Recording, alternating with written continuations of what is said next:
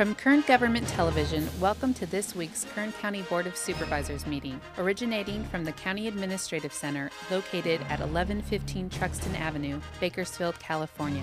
Kern County's vision is to create and maintain a customer-centered county government designed to garner the confidence, support, and trust of the people we serve. Today's Kern County Board of Supervisors meeting will convene momentarily. Good. Good morning, everyone. Welcome to the Tuesday, August 28 meeting of the Kern County Board of Supervisors. We're glad that you joined us today. We're going to begin our meeting with, we should start with this. Madam Clerk, would you please, the Board of Reconvene, and would you please call the roll? Supervisor Gleason. Here. Supervisor Scrivener. Supervisor Maggard. Here. Supervisor Couch. Here. Supervisor Perez. Here. Thank you. We're going to begin our morning with a salute to the flag. That's going to be led this morning by Joe Areola, who is from our CAO's office. He's one of our analysts. And then we're going to remain standing for a moment of prayer, silence, or meditation. Mr. Areola. Salute, pledge. I pledge allegiance to the flag of the United States of America and to the republic for which it stands, one nation under God, indivisible, with liberty and justice for all.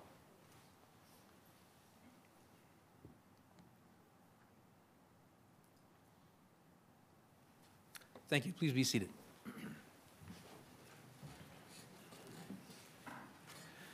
I have two announcements this morning. The first is that before we begin, I want to announce that we will have an interpreter available for those in the room that might need it. I understand there might be some that might be interested in that this morning. He'll be translating from English to Spanish. Mr. Fernando Lopez, Mr. Lopez, could you please come down? Will be the one who will see if he can help you with that if you need that help. Mr. Lopez is also available and will remain in the chamber for anyone who require an interpreter to address the board during the meeting. Mr. Lopez, could you make that announcement in Spanish, please?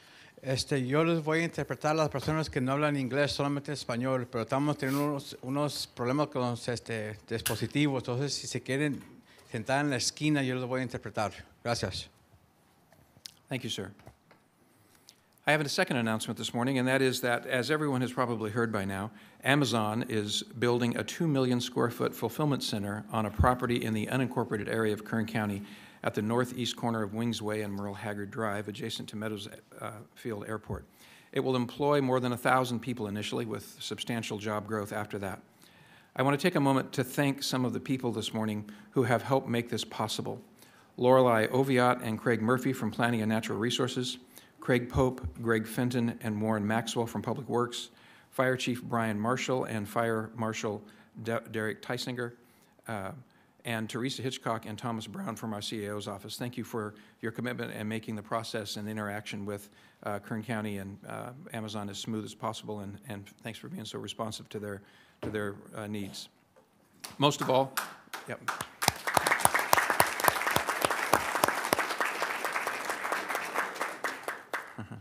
Most of all, thank you for demonstrating to prospective businesses, not only Amazon, but those that are in the pipeline, the incredible level of integrity that you and your teams bring to the table. It is certainly a reason that major companies are looking at locating in Kern County. This is a major economic win for Kern County. The facility will bring jobs and long-term economic diversity to our county, things that we greatly need. We also have an amazing economic and business partnership growing here, so we're very, very happy with that. I also want to take a moment to thank Richard Chapman with the Kern Economic Development Corporation and Wayne Kress from Cushman Wakefield. Thank you for your work in bringing Amazon to Kern County. We're very grateful for that. The new fulfillment center is located in District 1, and I'm going to turn to Supervisor Gleason and let him say a few things. Oh, okay. Thank you, Mr. Chairman. Game changer, isn't it? Yes. I mean, L'Oreal was a big deal, bringing 150, 200 jobs. This is a different ballgame. The discussions and the work that had been going on for the past almost a year has been quiet for a reason, because this is such a big deal, and if it went well, it would be positive. If it goes south, it would have been a big disappointment. So in the best interests of Amazon, our new partner, and Kern County, it was kept quiet. Congratulations to everybody who participated. District 1 is just one district of 5, and we are so pleased and happy be a part of this, and it is a game changer. And I think you're going to see some significant economic development ripple all the way through Kern County, and I'm thrilled to be a part of it. Thank you, Mr. Chairman.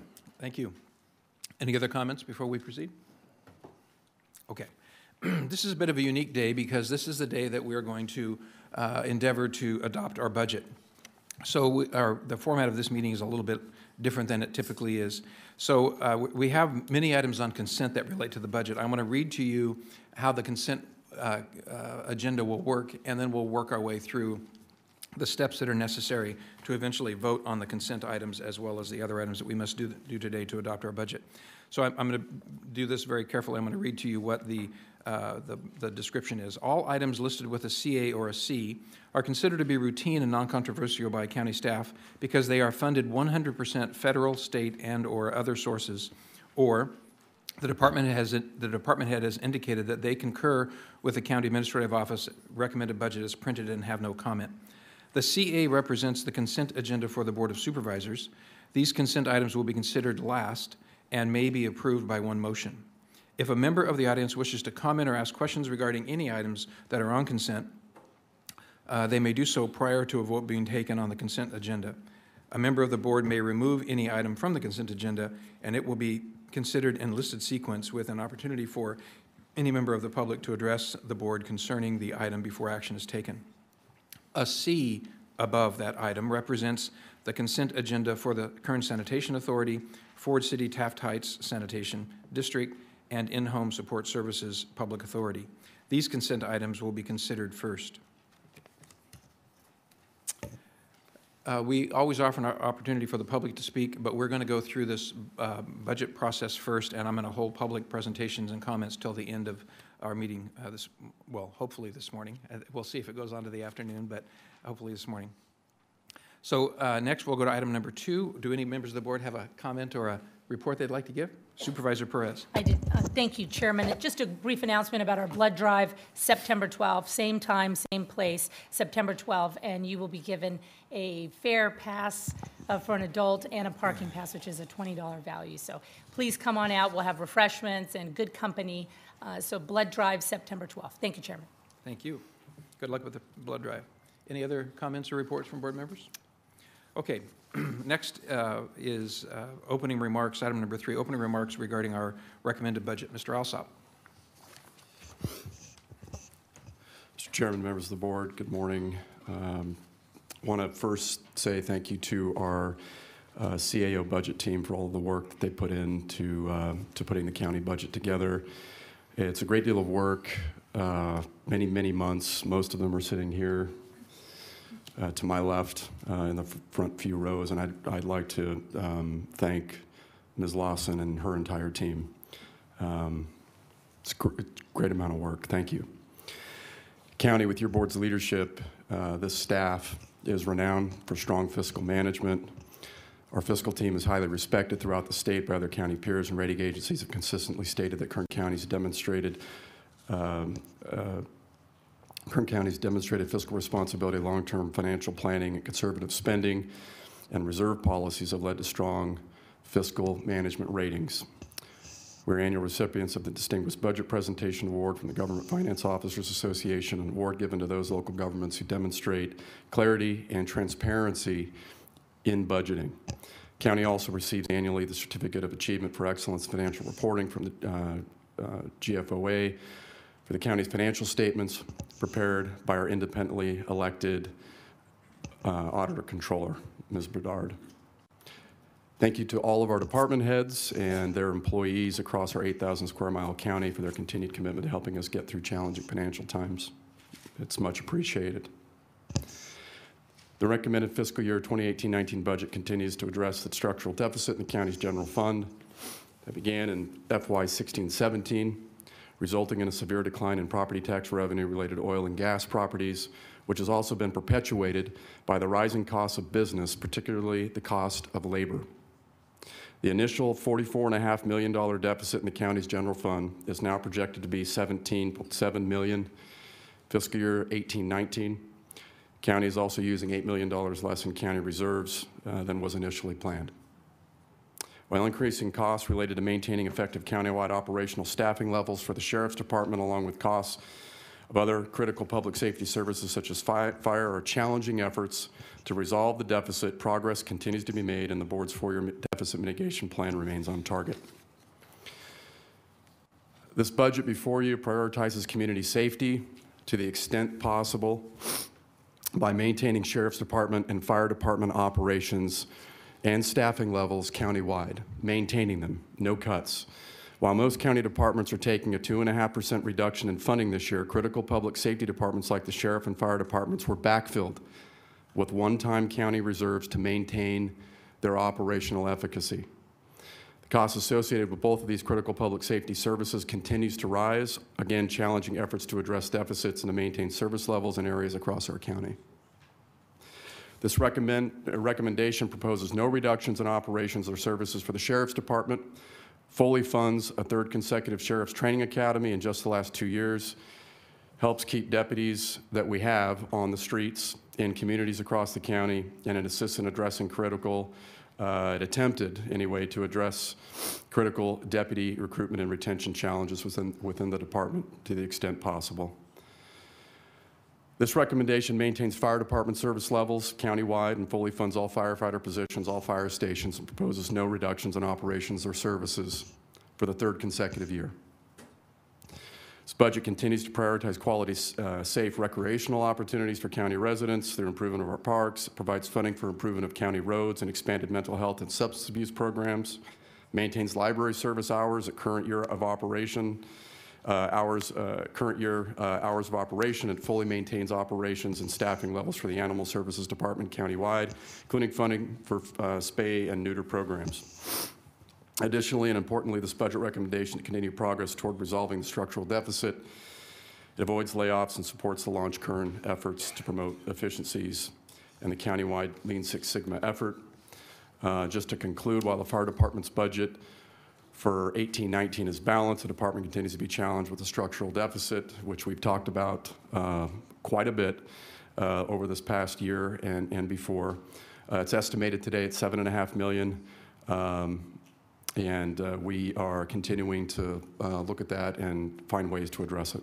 County's general fund is contributing $6.1 million in one-time reserves toward that deficit to address rising personnel costs associated to recent pension cost escalation for our firefighters. With that, I have a couple of slides I'm going to walk through, and then I'm going to hand it over for some final comments from Ms. Lawson. Morning, Ms. Lawson.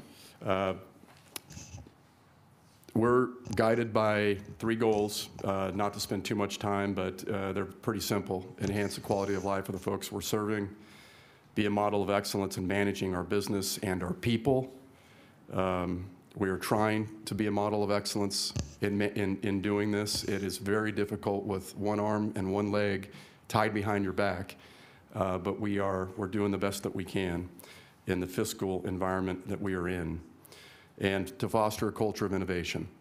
These are things that we live by, we plan by, this budget is planned by, and we'll continue to do that for the next year. Couple of priorities quickly. Advance Kern. We're all in on economic development. We've had a couple of big announcements. We're targeting job creation in the following industries: e-commerce fulfillment centers, transportation, logistics, advanced manufacturing, aerospace, defense, energy and resources, healthcare services, destination retail. We'd like to create thousands of jobs, as high paying as we can get them here into Kern County between now and the next several years. It's a priority for our county and for this office, and I know for your board. Continuing our investment in recreation throughout the county. We have, last year and this year, provide one-time designations for capital improvement to leverage state grants through Prop 68. I hope I got that number right. Continuing to dedicate funding specifically for park investment across all 5 supervisorial districts, which this budget does. And we, as you know, and I know as we've talked about quite a bit in the last several major meetings on the budget, including last meeting, we're currently undertaking or planning significant capital investment and law enforcement activity through our park rangers in parks throughout the county. It's a priority for us. Launch Kern, Lean Six Sigma, continuous improvement. We've trained 607 county employees. We've completed 82 projects. These are quick win related projects. We've saved $4.2 million in county dollars and a little bit over 18,000 hours of work. Lastly, this is a chart I showed last year. A lot of people don't talk about this, but we're going to. This shows you a major cost driver in the county. That's labor. All of our costs are going up: capital, labor, material, utilities, et cetera, et cetera. What this graph shows you is from 2009, our county costs for labor through this year.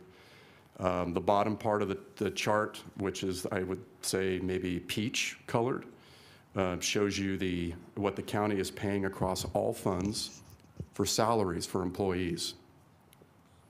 Those costs have increased about $9.4 million bucks over this period. Mainly, as you know, we've not given out raises, but mainly due to step increases, which you could consider raises for some people, but no COLAs. But step increases and other things. It's about a $46 or so million increase in what your board is spending on salaries. And as you know, and as we've said many, many times, we have a lot of work to do with regard to our addressing our employees' salaries, and particularly COLAs. We've made no secret of that. The orange, bright orange part of this bar chart, again, which represents what the county is paying toward labor, represents the amount of money we are paying toward pension costs. Since 2009, the money that the county pays toward employee pensions across all funds has increased $100 million annually, an increase of $100 million annually, about 70%, which is significant. That is a major, major cost driver of labor, and it must be talked about because it is the cost of doing business. It is what it is. That 70% is predominantly driven by the increasing costs of our public safety sector pensions. The top part of the bar, which is in gray, is what the county is paying toward health care for all of our employees across all funds. Our health care costs for our employees since 2009 have increased 20%. It's about $16.5 million bucks. So just benefits, not including salary, which again we have work to do on, just benefits, those costs that the county is paying toward employee benefits have increased $116 million annually since 2009. I show this chart, I put an emphasis on this chart as a illustration of how we as a staff and you as a board are challenged to try and find ways to put more money directly into the pockets of our employees. A lot of our money is going to the top half of this bar chart. If you didn't have that growth, there are your employee raises, in the pocket raises. Obviously, all this is going toward employee benefits. The unfortunate thing is that there's really no commensurate increase that employees are seeing. And in many circumstances, some of these employees are paying more out of their own pocket for these benefits as well, which is a compounding problem when they're not seeing more going into their pockets for take home. So I lay all this out in the name of transparency and fairness, and so that everybody is aware of the major cost drivers on our labor side. With that, I'm going to hand it over to Ms. Lawson to walk you through some more detail. Thank you.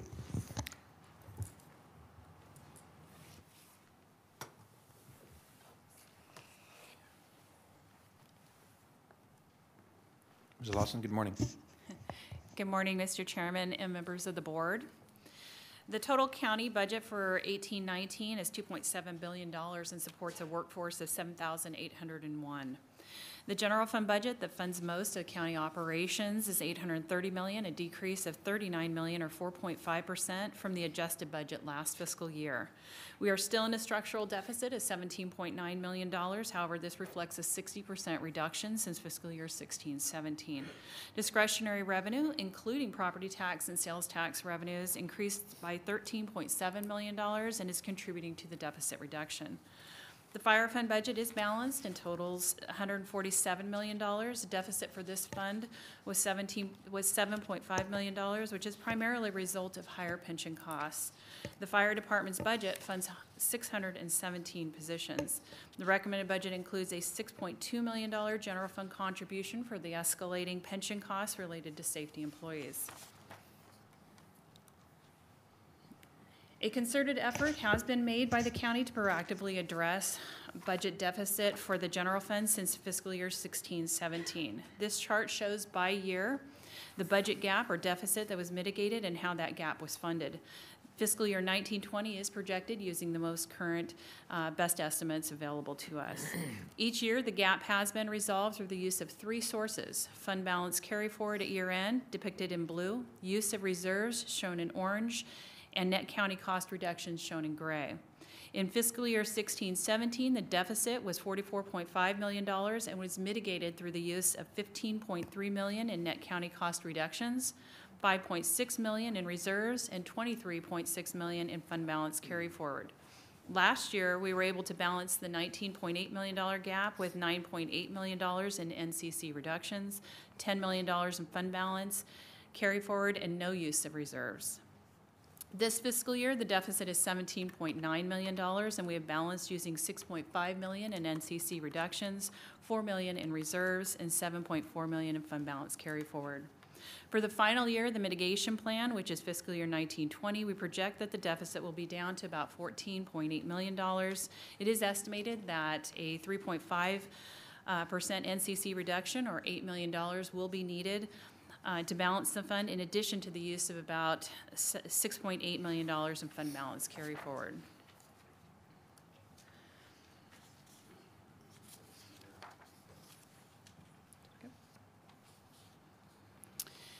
Okay, while discretionary revenue increased in the general fund by about $13.7 million, the budget was also challenged with ongoing cost increases. The new justice facility opened in May 2018, and operations are now at full annual costs. In particular, costs related to mental health and medical services for the correctional population grew by $4.4 million.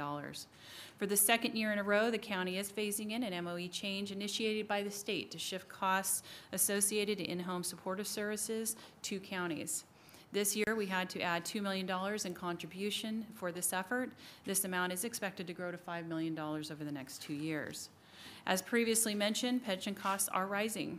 The increase is the direct result of actuarial assumption changes related to returns on investments and mortality rates imposed by the Retirement Board. This increases the amount the county has to pay for employee benefits and is charged to each department. The increase of about $13 million per year will be gradually phased in over 3 years. Public safety departments such as sheriff, probation, and fire are impacted specifically this year and for the next 2.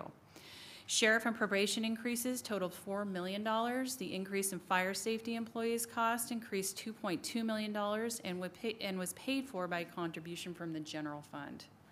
The last significant budget increase is related to maintaining services at the sheriff's office. The department was backfilled for the $2.7 million reduction in NCC and which would have led to significant service level impacts, and provided another $3.8 million for operational costs, including retention of deputies.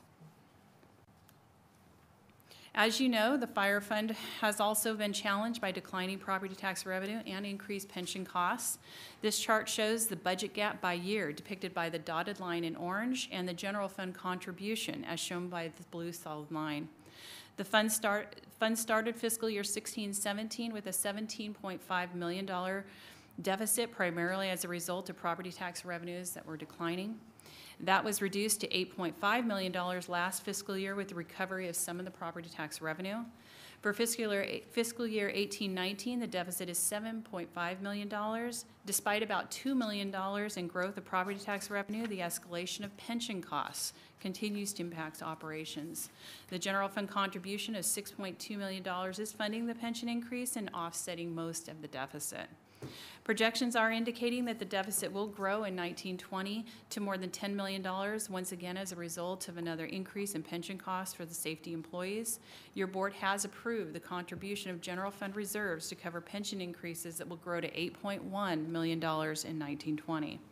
It is important to note that the deficit projection only focuses on operational costs of the department and does not include any capital equipment or infrastructure needs. It is imperative that we stay focused on a path towards fiscal stability. We have remaining deficits of about $25 million that will still need to be resolved. The fire fund is now of particular concern as the deficit is projected to increase with rising pension costs and no formal long-term plan.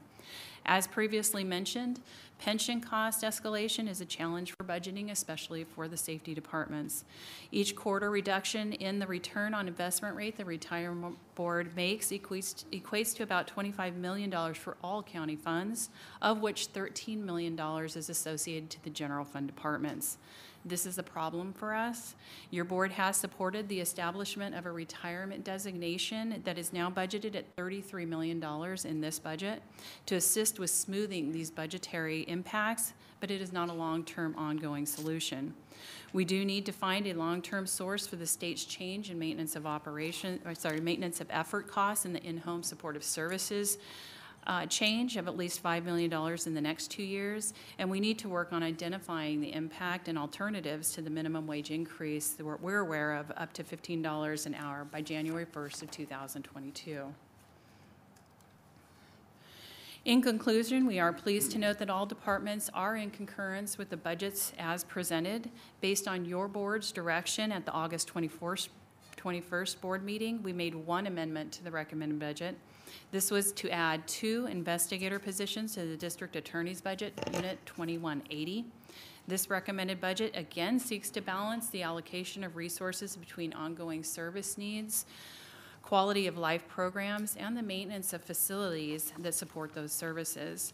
The budget is balanced within available resources and takes into consideration all known future fiscal concerns. It is important that the county remain focused once again on fiscal stability and continue on the path to resolve the long-term loss of property tax revenue and the growing concern of growing cost and concern of retirement benefits. The deficit mitigation plan for the general fund is working and allows for flexibility should revenues recover further as they have so far. That concludes our comments, and I know that Mr. Alsop has some final points. Mr. Chairman, members of the board, I just wanted to end by saying, that there has been some conversation, some comments regarding raises, and just to tell you that none of our employees have been given a raise in some time, meaning a cost of living increase or any other sort of long-term sustainable increase in take-home pay. And I say that to simply say that also means that management has not been given a raise and your board has not taken a raise, despite what some folks have been saying publicly. Just wanted to say that for the record. Anything else from staff at this point? Then we'll turn to Supervisor Scrivener. Thank you, Mr. Chairman. Ms. Lawson, I just have one question. I believe it's slide number 8. If the clerk could put that up there, that's general fund deficit mitigation. Thank you, that's it. On the last 2019-2020 projected, There's no fund carry forward balance that's listed on that. And so is your assumption that there will be no carry forward balance, but because you don't know how much money, I guess, to put it simply, the departments will be saving, you're not including an amount there? Actually, Supervisor Scrivener, through the chair, this is how we're going to resolve the gap. So we have a $14.8 million gap. 6.8 we're estimating at this point we're going to have to use with fund balance. We use fund balance carry forward to the greatest extent possible before we turn to reserves. So at this point, we're assuming somewhere between 6.8 to 7 million we're going to need to actually balance the fund for 1920. Okay. So but I think what your question was do we expect carryover? Because I can see it's going down. I mean, it certainly gets more challenging as departments have to budget tighter, and we saw that this year as well. So we would anticipate some type of carryover. We generally estimate somewhere between 20 to 25 that we will generally carry over, and so we'll have to use a portion of that in order to balance. Okay, thank you. Any other questions from my colleagues at this point? You wait, okay. Okay, we're going to go over a number of budget areas, but do any members of the public have a comment for us at this point about about the CAO's report on the overall perspective of the budget? Okay. Next on the agenda is item number 4, and that is the Sheriff's Department, Budget Unit 2210. And I believe, yes, Sheriff Youngblood is going to come down and give us a presentation. Good morning, Sheriff. Good morning, Supervisor Maggard and members of the board. First of all, I would like to talk a little bit about the fiscal times that we've been through. This is, a few years ago, we talked about how difficult this was going to be. I think it's proven to be more difficult than what we thought it would be. I want to thank the CAO's office, Ryan Alsop, Nancy Lawson, Brent Curry.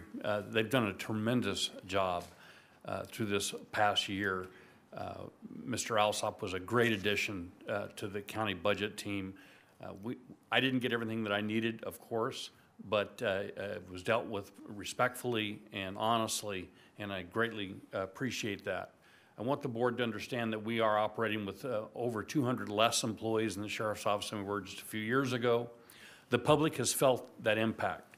I think you receive input from the public, as I do, what's occurred in our communities with the response time to major events. We haven't forgotten, I haven't forgotten the Ridgecrest Jail. Supervisor Gleason, I'm still working on that. I'm working with the Ridgecrest Chief of Police. He's on board providing 2 people to help transport, which will help us. Once we get that jail open with regular deputies, that will also then help the Kern River Valley. It'll help Mojave because those deputies that are working in that jail will be able to assist on patrol when we don't have people in custody. With Ridgecrest offering to keep the 2 transportation people, we can keep that jail empty probably more than we ever could before. I've been traveling throughout the county, talking to the public about the 1% sales tax that we are going to have on the ballot. I want this board to know it's been met with a very positive feedback from the county so far, or from the constituents in the county so far. I don't think I've had anyone at any one meeting say that they were not going to vote for this. The public is well aware of the position that we're in, and I'm looking for a positive outcome on that 1% sales tax. I want to thank the deputy sheriffs of this county for the job that they've done under tremendous stress. I think you saw some of their frustrations last week. I know that was difficult to hear. I know that Ryan Alsop got his picture on the front page of the newspaper, and I don't think he wanted it there. It is a difficult time for all of us. It's not fun, but these officers have been working under extreme conditions for several years without any type of cost of living raise. They've seen their counterparts throughout the state make a lot more money than they do, and they have felt somewhat unappreciated, not just by the board of supervisors, but also by the sheriff. They felt unappreciated. And I think we're working towards making that better. I want you to know that they bought into that Lean Six Sigma. We in the Sheriff's Office have saved millions of dollars working through the theories of Lean Six Sigma. So we're all in. And the last thing I want to say to this board is I hope that you all understand that we're all on the same team. We're all here to represent the constituents of our county. We're not going to always agree, and sometimes it's going to be heated, as we saw last week. But at the end of the day, we are all on the same team. So with that, thank you. Thank you, Sheriff. Do any of my colleagues on the board have a question or a comment for the Sheriff before we go to the public about the Sheriff's Department's budget, Unit 2210? Are there any members of the public here today that would like to ask a question or make a comment about item number 4, the Sheriff's Budget, Unit 2210?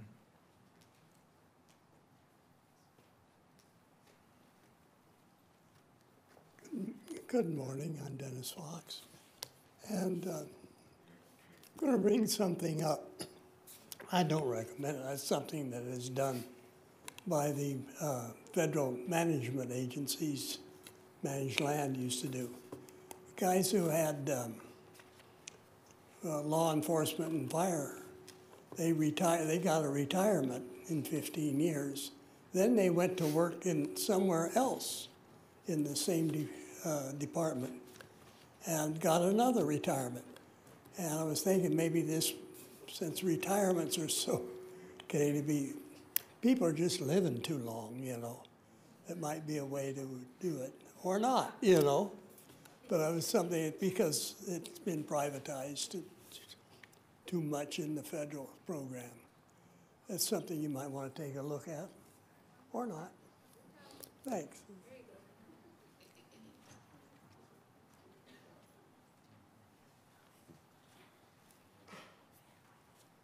Good morning. Good morning to you, Chairman. Curtis James Bingham, Senior Street Evangelist for our Lord and Savior, God Almighty Jesus Christ, who truly is the unbegotten Son of our Holy Heavenly Father God. I just wanted to say that your position up there is an honored position. And I thank you for giving me the opportunity to come up. It's a beautiful thing when you can stand before honor. And a lot of our problem here in this world today is honor is starting to leave the world. You know, children not honoring their parents, not honoring school teachers. You know, some come in here and don't honor the supervisors. And most importantly, our law enforcement, those that's working in the law really being dishonored. And it's not a good thing to see why our world is going the way it's going. You know, evil is running rampant everywhere because the honor is not here like it should be. And so I would say, when it comes to law enforcement, the Bible says, the servant is worthy of his hire. And when you see law enforcement pass away, people come from all over cities after cities to honor them when they're leaving the world. That's a good thing. But the actual officer itself, according to their faith in Christ, will be alive up in heaven with the Lord. He wouldn't see the honor down here. And so the Bible will tell us that money answers all matters, and it does. So the way to honor them while they are alive is to make sure they get, you know, what they should be receiving. The reason why the Lord has me to be a person to come down with great respect for the law, for the law, is because when you look at things and you see the way things are going, nothing can work without the law. See, nothing gonna work without the law. So when you look at jobs and things, you gotta say, if you was to build a city yourself, wouldn't you take the #1 thing first and honor it first so everything else can work? Nothing can work. No bank, no car lot, no supermarket, no nobody doing nothing without the law. See, that's just the truth. That's not me saying something great, it's just the truth.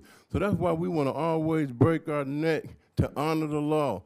Get them what they really need. You know, when you're looking at a rainy day fund or extra funds put away, well, it's to them first. Because without them, who else could come ask for anything? Nobody. So it's the truth. We should do our best to really honor our law enforcement and get them what they require to keep it going, because they're being so disrespected out there now. They used to get great honor and respect. Not anymore. You know, they got to be careful and watch everything they do now because of the way our society is going.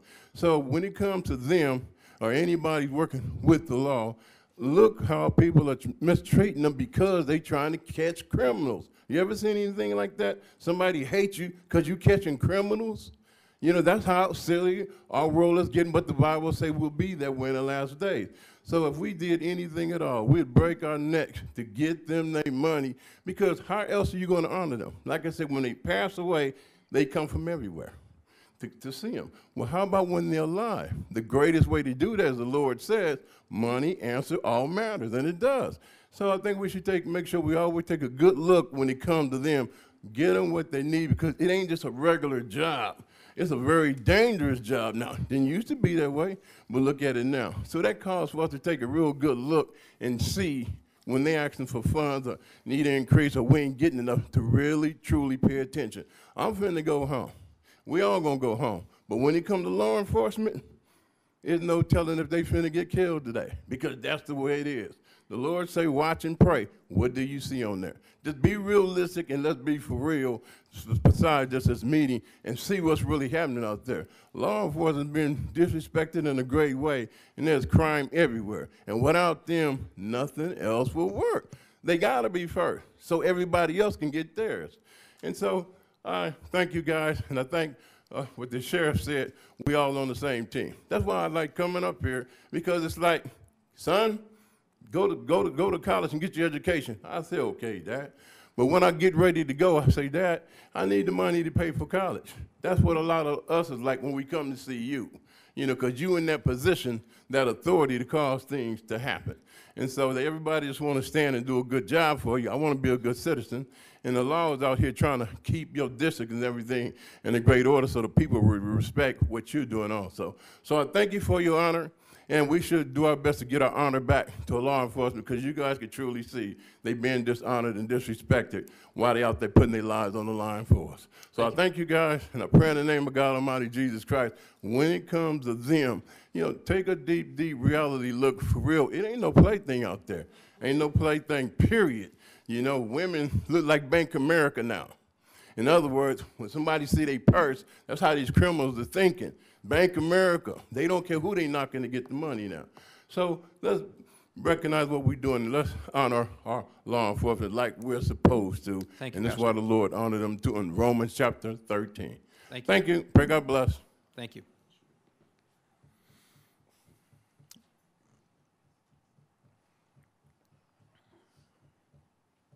Good morning, everyone. Good morning, ma'am. Are you going to talk to us about the sheriff's budget? Yes, Yes. actually, I wasn't going to even say anything, but the fact of the You matter. need to give us your name for the record, Yeah, please. my name is Julie Otero, Thank you. Julieotero. Thank you.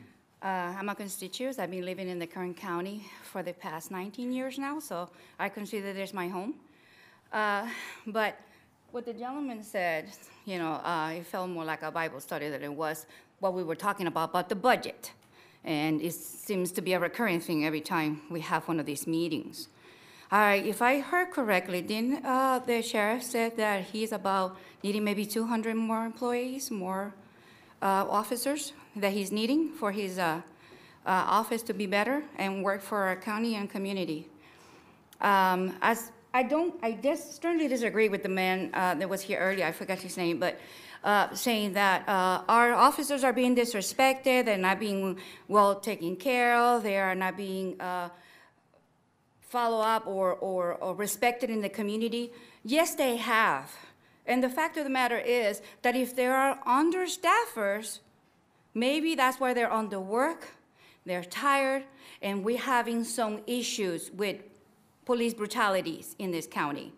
We do have a lot of that going on, and people don't seem to talk about it very much. But you know what? It seems to be also a part of being maybe understaffed and tired and overworked. And as I was sitting here listening, it seems that you're spending so much money in different areas that it has to do with county employees. But as I know, county employees has not received any increase in the past more than 10 years. Maybe that's a problem that should be resolved by now. I've been sitting here for budget releases for at least 4 or 5 years, and it's always the same problem. It seems you guys haven't got to that one yet. It seems that the county employees are the last one to ever get a raise or everything to look at. Those are hardworking people, and as you know, the rents are getting really crazy here in Kern County. That's a problem, and that has not stopped. So the increase in living here is getting really, really high. And by not getting the proper increase for this, the people that work in this county, that serve all of us in this county in different positions, it is really bad, including our police officer. I come from a long line of police officers in my family and military, so I understand that. And I'm defending that in that area.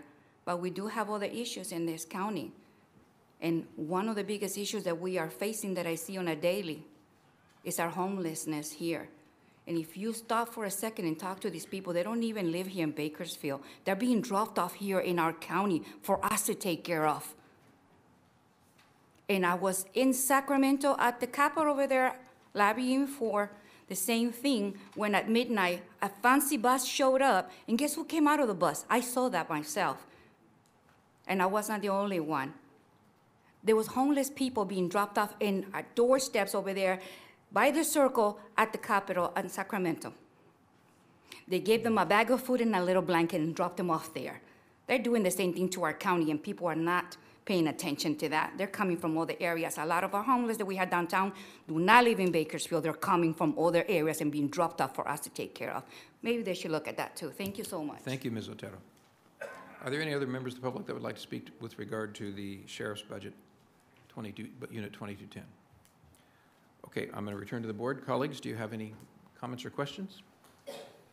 The recommended action is to approve the budget as printed and then to adjourn as the Board of Supervisors and reconvene as the Kern Sanitation Authority. So moved. Thank you. Is there a second to that? Second. Please cast your votes. The motion is approved. All ayes. Thank you. Next is item number C5. This is a consent item regarding the Budget Unit 9144, the Kern Sanitation Authority. Are there any members of the public that have a question about this item? It is on consent, so I'll return to the board then. Colleagues, do you have any questions or comments, or is there a motion to approve the budget as printed for Unit 9144, adopt the resolution, and then adjourn as the Kern Sanitation Authority and reconvene as the Ford City-TAFT Heights Sanitation District? So moved. Second. Second. I beat you, Dave. Did you get that, Madam Clerk? Okay. Please cast your votes. The motion is approved. All ayes. Thank you. Next is item number C6. This is Budget Unit 9146. It's for the Ford City-TAFT Heights Sanitation District. This item is also on consent. Or is there any member of the public that has a question regarding item number C6 on our agenda? Okay, I'll return to the board then. Colleagues, do you want to pull this item, or are you prepared to approve the budget as printed, adopt the resolution, and then adjourn as the Ford City-TAFT Heights Sanitation District and reconvene as the In-Home Support Services Public Authority? So second. Please cast your votes. Motion is approved. All ayes. Thank you. We are now sitting as the In-Home Support Services Public Authority, and we're going to deal with item C7. That is the consent budget item for the In-Home Support Services Public Authority. Are there any members of the public that have a question regarding this consent item? Okay, I'll return to the board then. Colleagues, the recommended action is to approve the budget as printed, adopt the resolution, and then adjourn as the In-Home Support Services Public Authority and reconvene as the Board of Supervisors. So moved. Second. Please cast your votes. Motion is approved. All ayes. Thank you. Next are the budget items that are on consent for the remainder of our budget items. After we have approved this consent agenda for these budget items, there are still some other motions that are required for us to be able to continue and conclude the budget adoption process. So I'm going to go through what those budget items are that are on consent. Beginning on page 3 of your agenda this morning, items C8 through items 8 through 25 are on consent. On the next page, items 26 through 44 are on consent. I need to make a correction with regard to item 32, and that is the budget unit number for the county clerk's office. The budget item number is printed on the agenda as item 2116, 2116. That should read 2118, 2118. So please let the record reflect that correction. Continuing, the items for budget consent action this morning are on page 5, items 45 through 63. On page 6, all items 64 through 82, and on page 7, items 83 through 97. Do any members of the public have a question about any of those budget items before we proceed?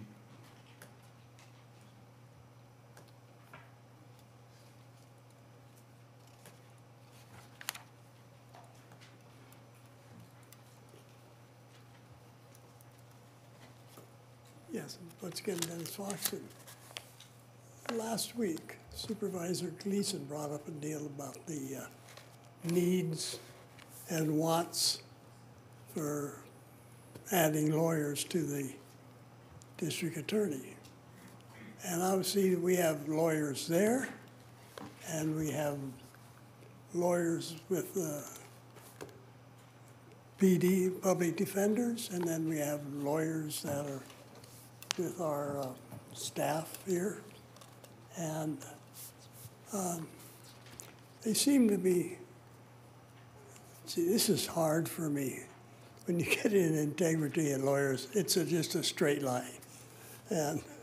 But seriously, and it is something about lawyers. They do make jokes about themselves. And that's where the lawyer jokes, I guess, they come from. And I think it's healthy. Unfortunately, the doctors should be taught to do that.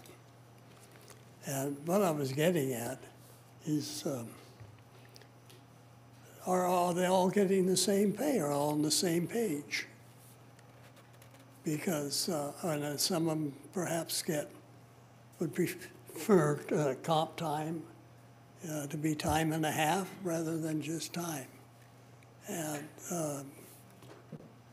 I was thinking, just as a management thing, is how do they feel? I think it's something that not now, but they should be perhaps do a survey and see how the lawyers, if they feel that their one set of lawyers is getting screwed compared to another set of lawyers, and another straight line.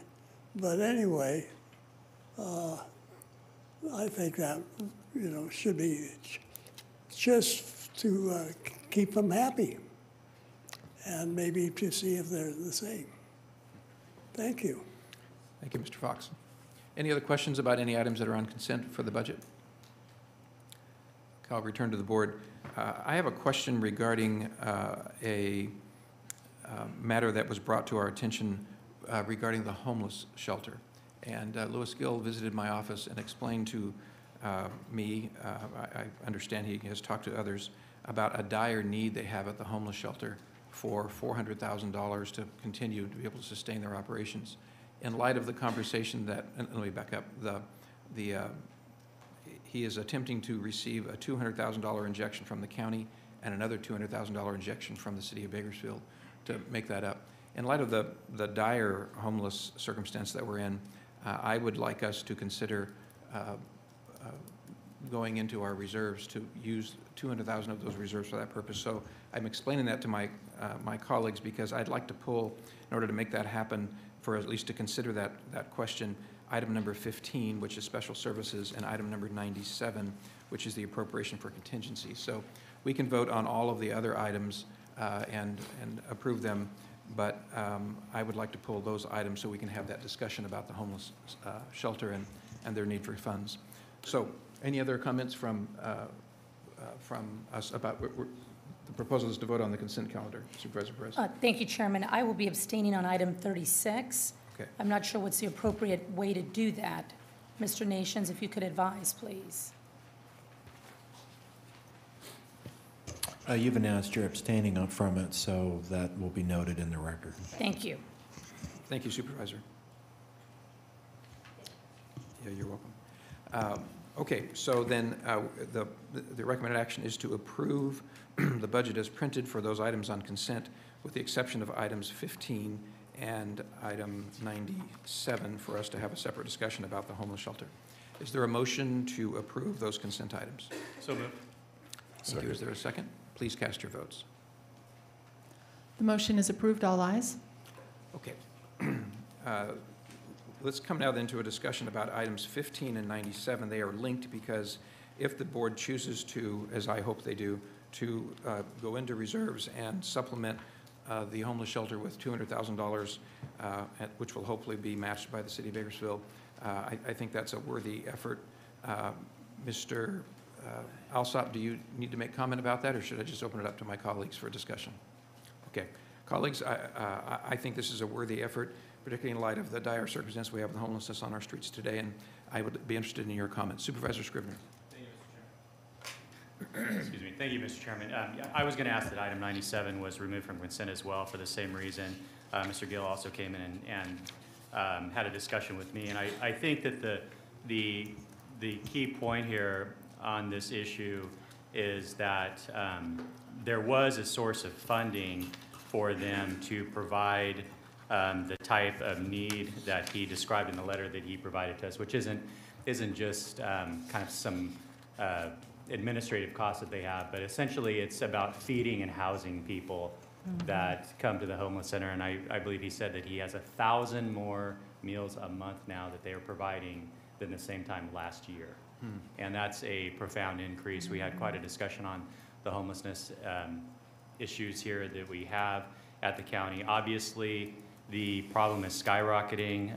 I believe that there are a lot of factors contributing to this. I think a lot of them rest with state policy that have increased our homeless problem here in Kern County, but nevertheless, we have a problem now that's in all of our laps. I think that our citizens are acutely aware and concerned about that. I was in TAFT last night speaking to the County Association of Cities, and we were in TAFT, and they're seeing a big increase in there and lots of other areas. Since this problem, I think, is largely in the metro area, I would hope that the city of Bakersfield will join us in allocating additional funding to the homeless center because their jurisdiction is largely impacted by it as well. And so I believe his request is for $200,000.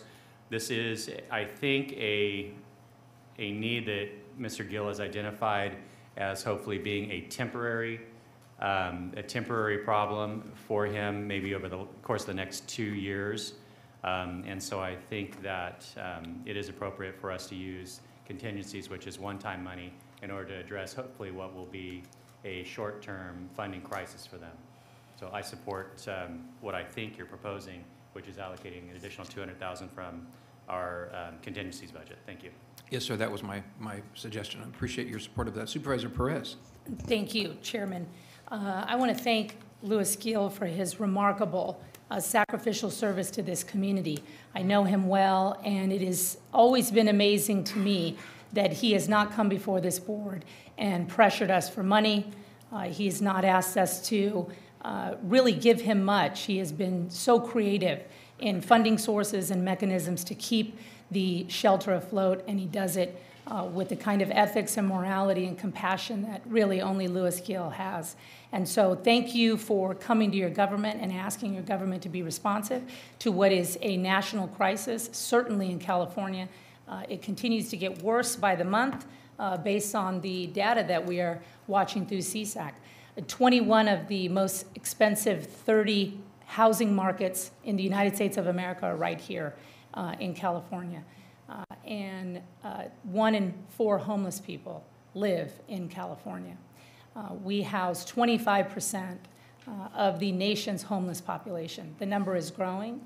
The percentage of working people that are living in their cars, students who are living in their cars, and families that are 1 or 2 paychecks away from homelessness is astonishing. We have not seen it before in California. It is a serious issue.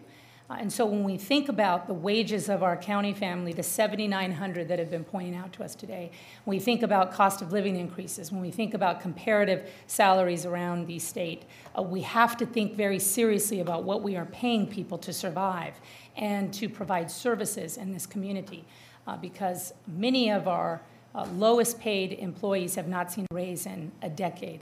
1/3 of our SEIU workforce has not seen an increase in a decade. And that is truly astonishing, unacceptable, and we need to remedy it as soon as possible. You've heard very well and effectively from our deputies, who are the lowest paid in the state, not seen an increase in their base salary in 10 years. All of these issues are connected to each other. They ultimately lead us to a race to the bottom in situations where we now have an exploding homeless crisis, of which there are no easy answers. So I would ask that this community celebrate this act, this service of Louis Gill and the many, many saints at the homeless shelter, their board of directors, and the folks that are on the front lines of combating this issue. And in response to the person who said many folks do not live here, according to Louis Gill's and the homeless shelter's own data and surveying, that is simply not true. The vast majority of homeless people are our people. They're our neighbors. There are brothers and sisters in this community. And I do believe that it is incumbent on all of us to think about it as part of this community and part of one of the many issues and plagues that we need to address head on. So I'm so proud of this board for making space for this contingency. It is a must. I think it's the kind of direction this board should be moving when we think about the kind of human crises that exist all around us. And so I'm so grateful to my board for such graciousness. Thank you, Chairman, for raising this issue and for your support. I think it's incredibly important. And I would like to make the motion to support these incredible public servants, or these incredible servants of this community at the homeless shelter, and many, many people in this community who are addressing this issue head on. So thank you. That's my motion. Thank you, Supervisor Perez. Supervisor Gleason. Thank you, Mr. Chairman. Mr. Gill, I haven't talked to him about this, so this is the first I've heard about this. I have a question, Mr. Chairman. Is the funds just going to the city of Bakersfield, or are they going throughout the county? Do we know?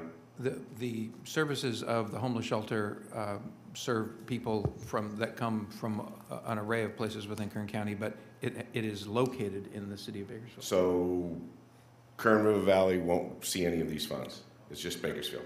Only if they came to the homeless shelter would they benefit from those. You said also that it was matching funds. So does that mean that Bakersfield's not going to give 200 unless we give 200? I don't know that specifically. Do you happen to know that, Supervisor Scrivener, Supervisor Perez? Or?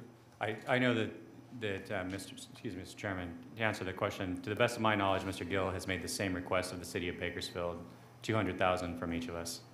And I have no information in regards to whether or not the city is going to allocate that funding. I believe they already passed their budget, so that would be an item they'd have to take up separately, I'm assuming.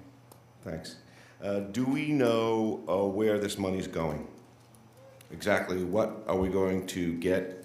What problem are we going to fix with $200,000? Does anybody know?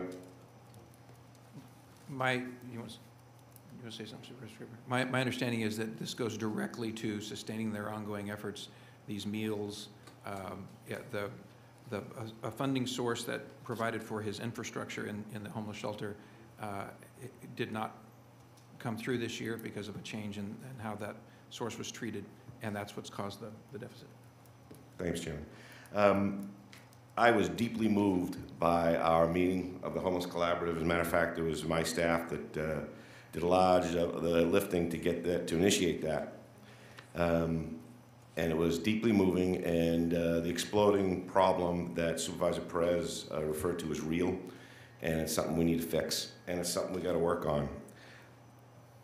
I just have a hard time throwing money at it, because it sounds to me like we're just, it's a noble cause. It sounds great. It feels great. It's something we should do, but I don't sense that I've not talked to Mr. Gill, so I don't know what the plan is. I don't know where this money's going to go, and I think that's an endless rabbit hole that I don't believe we're going to achieve anything substantial. I've been convinced of that. And if this is something that we need to feed people in Bakersfield, then we should have that as every year deal. We should be doing that. We should have some plan to do that rather than just taking a one-time shot at throwing $200,000. So I understand the problem. I recognize the need. I don't see this as a fix, and I'm not sure this is a wise expenditure of our dollars. Thank you. Thank you, Supervisor. Supervisor Perez?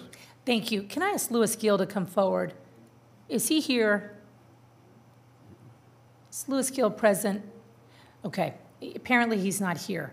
When I met with Mr. Gill on this issue, he expressed to me, Mick, that because of what Supervisor Scrivener indicated, that he is actually serving 1,000 more meals a month than he was last year. I'm sorry, Mr. Scrivener, what did you say? I'm sorry, Supervisor President. You know, I might have said month, but I think it's a day. I think, let me look, I'm going to pull this letter up. Pardon me. Thank you, Supervisor. And so the way Louis Gill described it to me was that this is the food bill for the year, literally the food bill. So what is being paid and expended to feed the people, of which we know are overwhelmingly children under the age of 10, at this homeless shelter. They are homeless. They will either be living in their cars or in the parks, and they have nothing to eat. So this is my understanding, the food bill for the year, which has gone up substantially because of the homeless crisis, because of the larger issues at play in the challenges of housing so many of our neighbors in this community. And so I submit that respectfully to you, Mick, for consideration, because I understand that it is actual food, and where they stand today, they actually do not have the money for the food bill. And so I humbly submit that for your consideration, Mick. Thank you. Supervisor Scrivener, then we'll go to Supervisor Couch. Thank you, Mr. Chairman. Supervisor Couch, I just want to address that. It is per month. I'm sorry, my mistake. I did say it correctly the first time I'm reviewing the letter. So it's 1,000 more meals per month, but one of the things that Mr. Gill indicated to me is that a lot of his funding sources from folks in the community for some of the infrastructure problems that they're having there. He spoke about a lot of problems with the facility.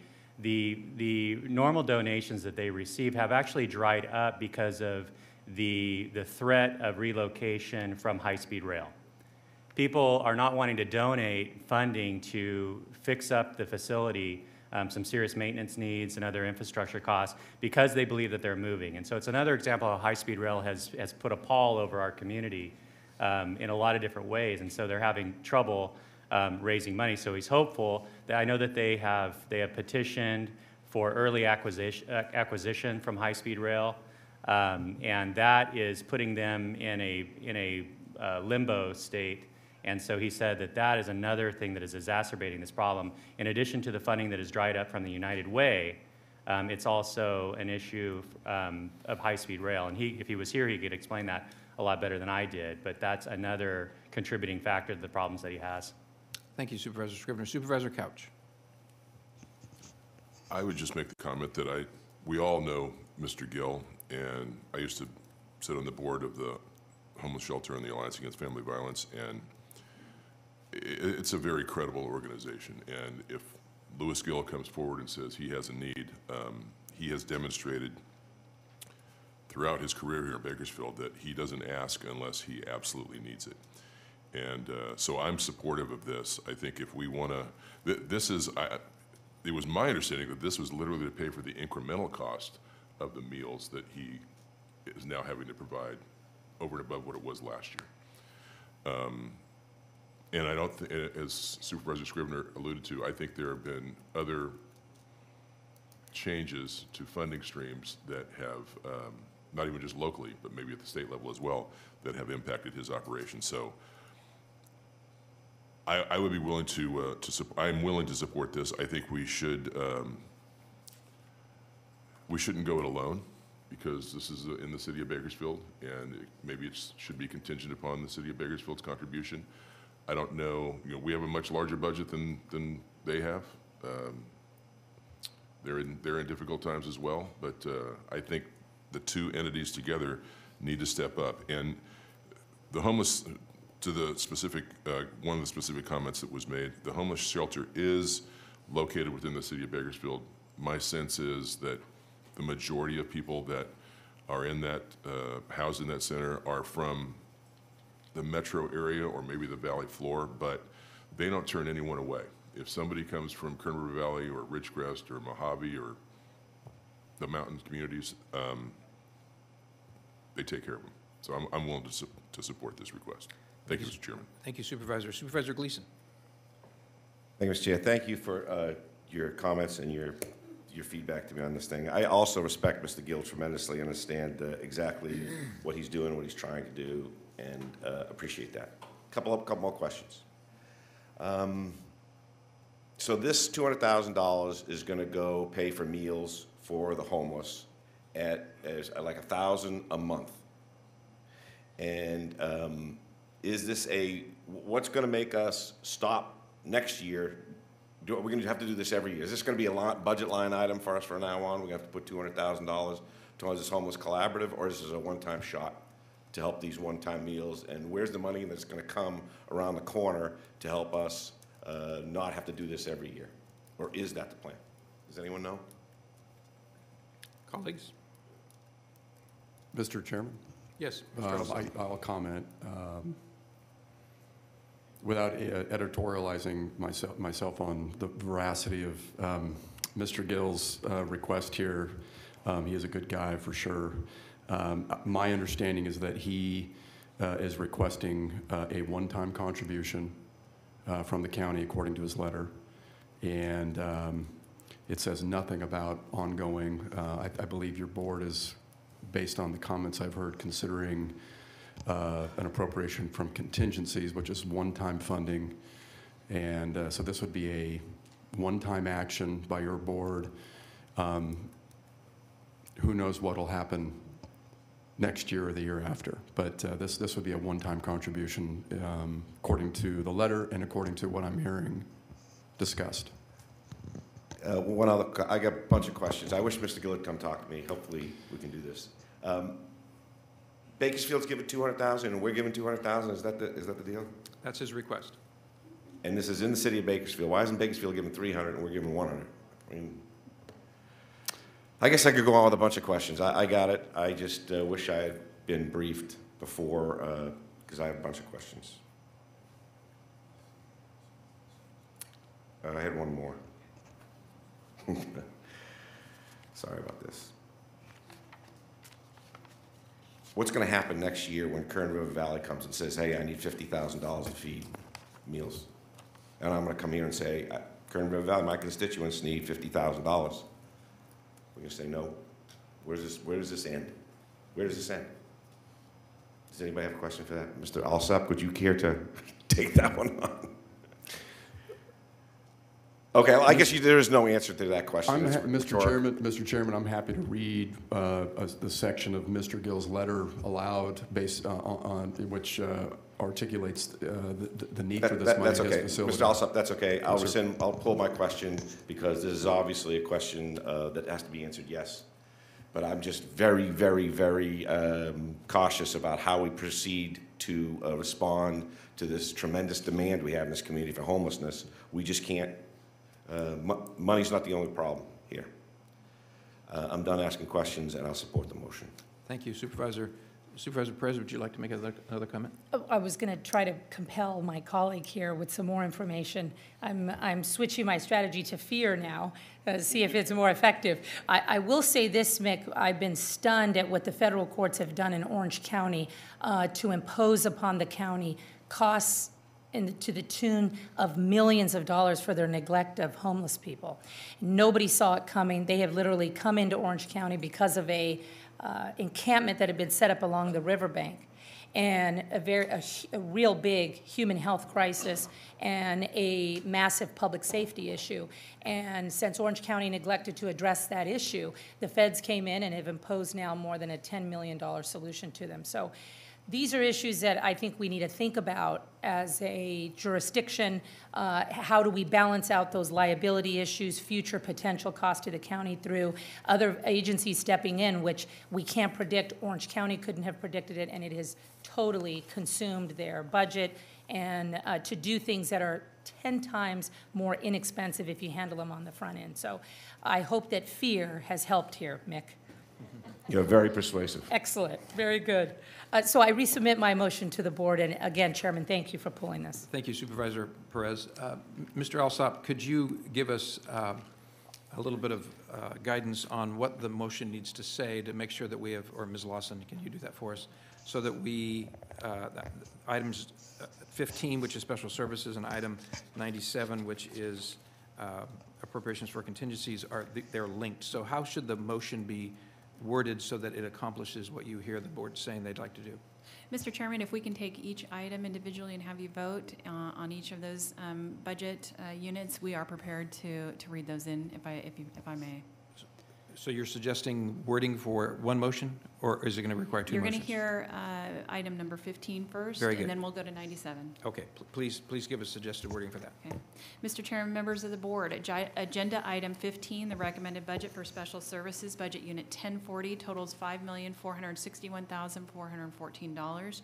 Your board has requested to increase the budget by $200,000 for a contribution to the Bakersfield Homeless Center.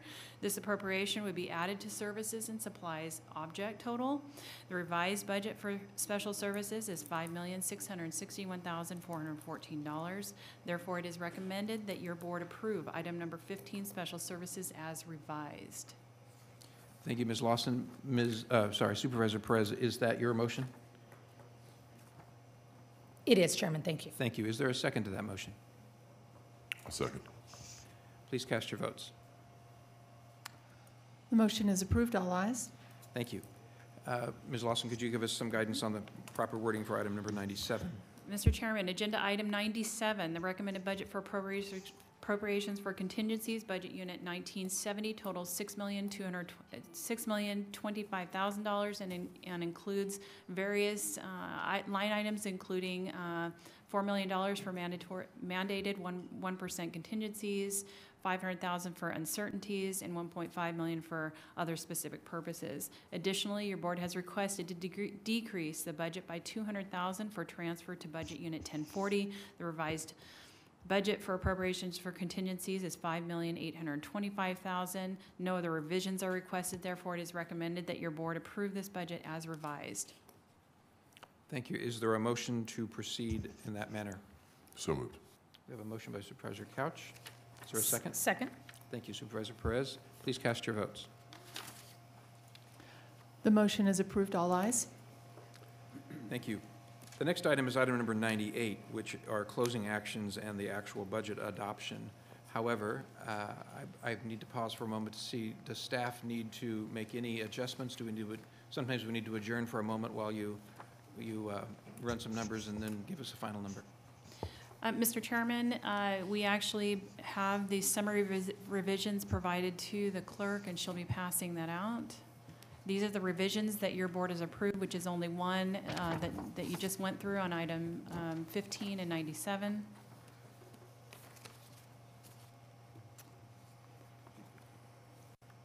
And then I'm ready to read in the adoption process. Yes, please do that. And then we're going to go to the public to see if they have any comments.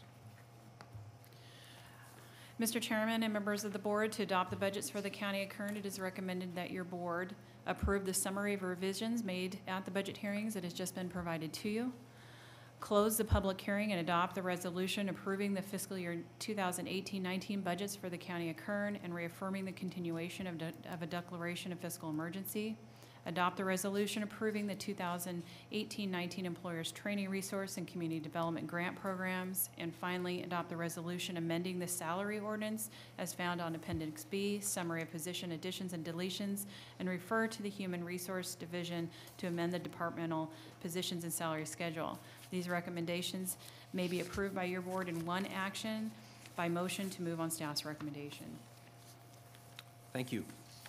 Are there any members of the public that have any comment regarding our budget before we now formally approve it? Yes, sir. Would you like to make a comment?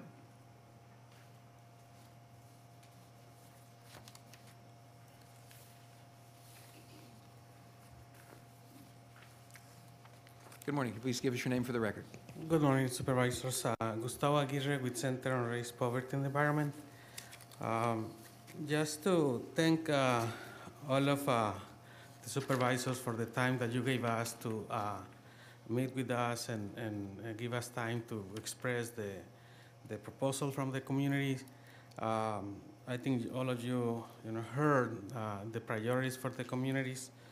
We appreciate that. We are looking forward to continue collaborating with the county and the agencies, Mr. Alsop and Mr. Pop, Lorelei, everybody, thank you, and we look forward for that. We appreciate that the recommended budget for parks, and we know that the residents have a lot of have their own priorities by community, so we're looking forward to move on that. And understanding that I think part of our proposal was to, make our community safer. And, listening to the sheriffs, we are, I think, as some people say, we are all together as one community, and our proposal is to make our community safer with, better streets, better sidewalks, better lighting, better parks. That will enable the communities to be safer for the officers to go and implement the law. I got very, it gives me a peace of mind when I see, because I live on a county area. When I see sheriffs, passing on the street, I get, relaxed because I know they are taking care of us. But I think what we are proposing is not against our law officers, is making our community safer so everybody can live, live a little more relaxed. But also, we heard that there are a lot of challenges on the budget and the funds and all of that, that there is not enough funds to improve the roads and the streets. And we know that SB1, the roads improvement fund, state funds that are coming to our county, is being challenged by Proposition 6. So we urge, all of you, the supervisors, to consider, making public statements saying, let's keep these state funds coming, because we heard, from Mr. Pope that they are counting on those funds to continue improving our roads and the streets. So that's needed. That's an income, and the sheriff also mentioned, the 1% increase to have more money for the county. So I think this is aligned with other ways that different departments and you, the supervisors, are looking to increase the income, so we can get better services as residents of Kern. So we urge you to just join our efforts to keep the state roads fund. And thank you for your time again, and we look forward to, although we didn't get everything we wanted, we appreciate what you allocated for parks, and looking forward to work with you, the supervisors, and different departments. Thank you. Thank you, Mr. Aguirre. Any other members of the public wish to make comment to us this morning?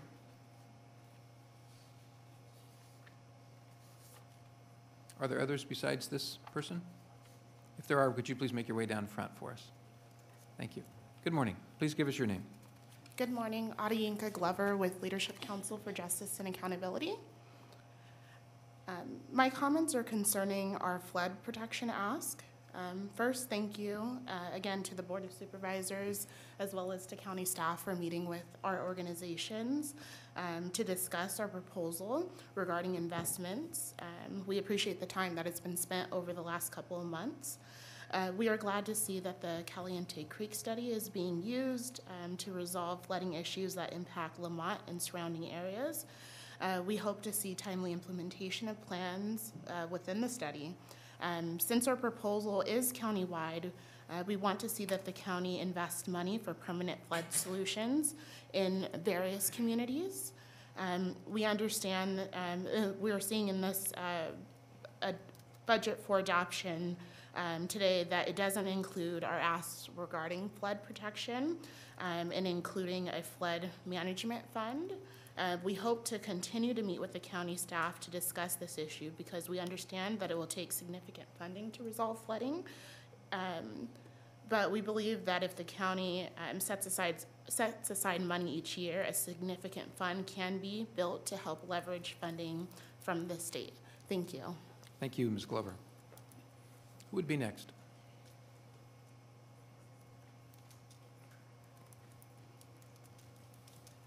Good morning, sir. Hi, good morning. My name is Cesar Aguirre. I'm a community organizer with the Central California Environmental Justice Network. I just want to come up here and kind of reflect some things that were said by my partners, Yinka and Gustavo. The county is in dire need of funding, and what it is also in dire need of is equitable funding. I understand there's a lot of underserved communities in Kern. Kern is a giant region, And what I come up here to ask in representation of those communities is that focus also be brought to the communities outside of our area, not only the small communities that surround Bakersfield.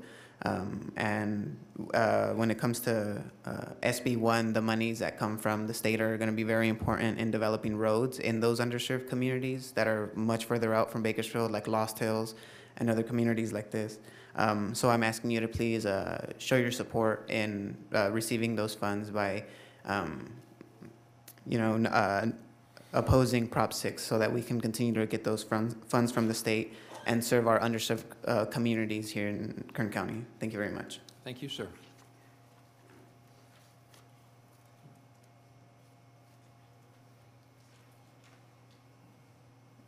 Looks like the next speaker is going to use the services of our interpreter. Good morning. Buenos días. Buenos días. Good morning. Mi nombre es Diana Mireles. My name is Diana Mireles. Soy del Comité Progreso de Lamont. I am for the Committee of Progress for Lamont. Yo nada más quiero darles las gracias a todos, cada uno de ustedes, I would just like to thank each and every one of you por el tiempo que se tomaron para juntarse con nosotros. for the time you took in meeting with us, Incluye supervisores, staff, Lorena. including supervisors and staff. Esto yo oía antes de la gente, ¿Usted qué? yo oía antes Before I would hear from people que no nos escuchaban. that we would not be listened to. Ahora puedo decir que sí, me escuchan. Now I can say that we are listened to. Porque lo he visto en las mejoras que ha habido en Lamont. ¿Las qué?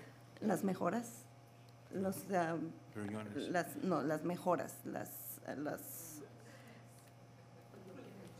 lo que se ha hecho en Lamont. Okay, I see it's been done by the actions of what has been done in Lamont, the improvements. Quiero agradecer por los proyectos que vienen a continuación. I would like to appreciate the projects that are ongoing.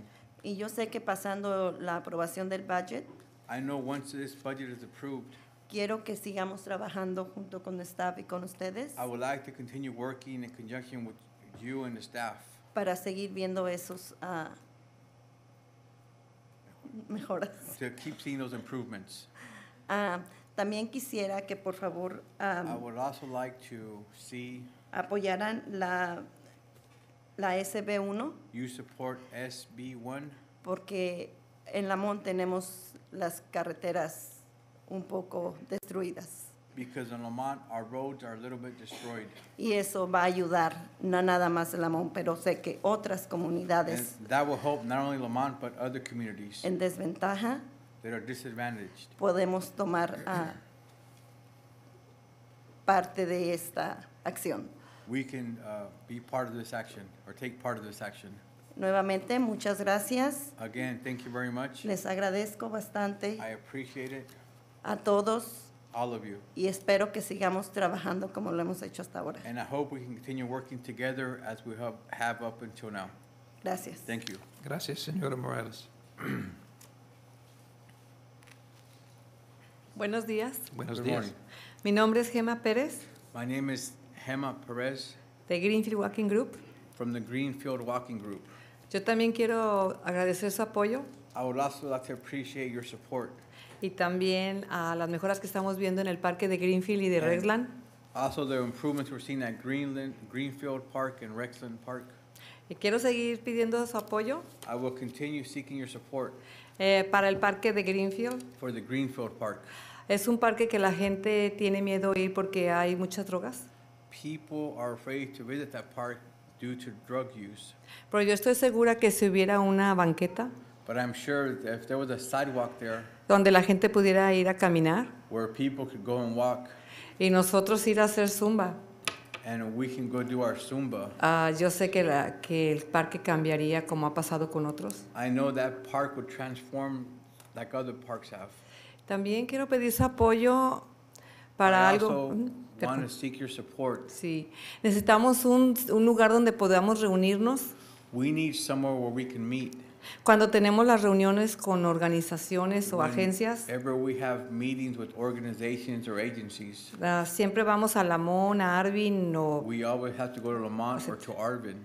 pero cuando queremos hablar con la comunidad, como en este caso de Reckland, But when we want to have a community meeting, like in this case in Rexland, que se están haciendo mejoras en las banquetas where the sidewalks are being improved, y poniendo drenaje, installing drainage infrastructure, la gente tiene muchas preguntas people have a lot of questions. e incluso las personas encargadas como del condado, Yolanda Alcántar, Including people like the county or Yolanda Alcantar. están dispuestos a hablar con la comunidad, pero no tenemos dónde reunirnos. They are willing to meet with the community, but we have nowhere to meet.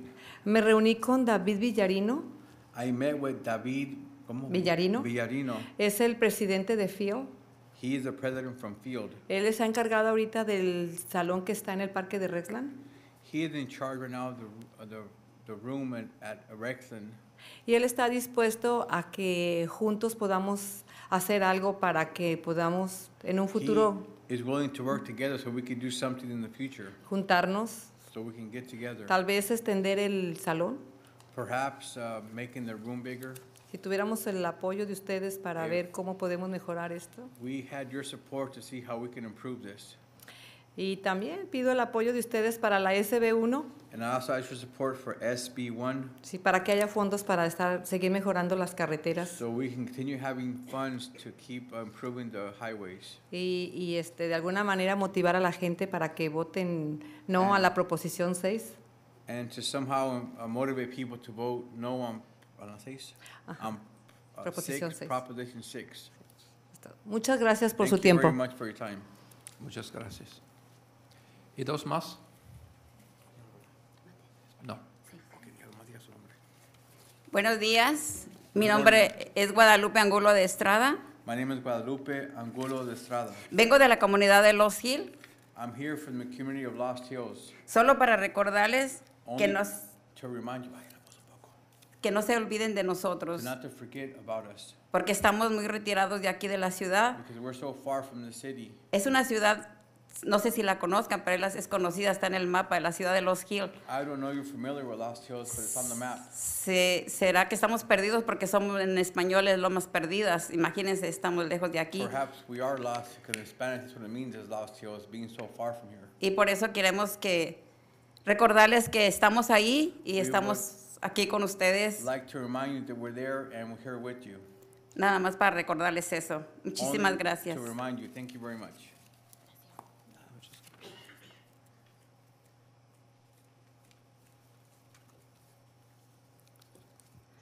Buenos días, mi nombre es Estela Escoto. Good morning. My name is Estela Escoto. Soy del Comité para un Mejor Arvin. I am from the Committee for a Better Arvin. Estoy aquí solamente para darles las gracias a todos ustedes, I'm here to thank every one of you, porque después de tantos años because after so many years, ya nos van a componer la calle La Comanche. we're finally going to get Comanche Road fixed. Parece que ya se pusieron de acuerdo con la ciudad de Arvin. I believe you have reached an agreement with the city of Arvin. Y sobre todo que no se olviden de Arvin, que aunque es ciudad, Above all, do not forgive Arvin, even though it's a city. hay algunas calles que necesitan mucho arreglo que There are pertenecen al streets condado. that are in bad need of repair that belong to the county. Y pues eso es todo, nada más darles las gracias a todos ustedes That's all I'm here to thank each and every one of you por habernos escuchado y estar con la comunidad. for having listened to us and support our community. Y solo quiero pedirles I would like to request que apoyen la SB1 to support SB1 porque nuestras calles y carreteras because our roads and highways están muy dañadas. are very damaged. Gracias. Thank you. Gracias. Mr. Chairman, Yes, Supervisor Couch? could I ask the speaker from Lost Hills, the woman that just spoke, could you give your contact information to Mr. Alsop here in the front? When I attend meetings in Lost Hills, there's a community group that meets frequently, and I don't think we'd ever met before. So I want to make sure you get an invitation to those meetings. Señora Estrada. Thank you.